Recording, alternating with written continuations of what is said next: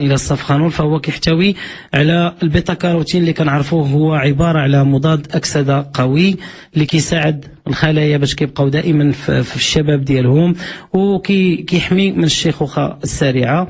كذلك كيحتوي على مواد اخرى بحال الفلافينويدات، بحال مواد كثيره اللي كتجعل من الفعاليه ديال هذا الزعفران هذا انه مضاد الاكتئاب والشقيقه، منشط للدوره الدمويه، كيحسن الشهيه والهضم، كيقوي الجسم بالنسبه للناس اللي كيحسوا بالعياء والتعب، وكذلك كيحافظ على القلب وكيحافظ على الاشتغال ديال القلب بواحد الصفه منتظمه.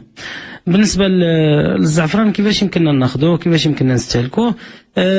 غنديروا مساله بسيطه، يعني ماشي مكلفه بزاف. غادي ناخذوا واحد 6 ديال الشعرات ديال الزعفران بالحساب، وغادي نفيضوا ايطرو ديال الحليب. منين يفيض مزيان غنلوحوا فيه دوك 6 ديال الشعيرات اذا، وغادي نخليوهم مده ديال 10 دقائق، ونوليو ناخذوا كاس كبير قبل النوم كل يوم. او على شحال ديال الوقت؟ على مدة 2 حتى 3 شهور حتى نحسوا بالراحة، لأن ما فيهاش المضرة ومزيانة للجسم. بالنسبة للوصفة الثانية كذلك، بالنسبة اللي ما كيقدش على الحليب، إذا إلا ما قديناش الحليب كاين القهوة.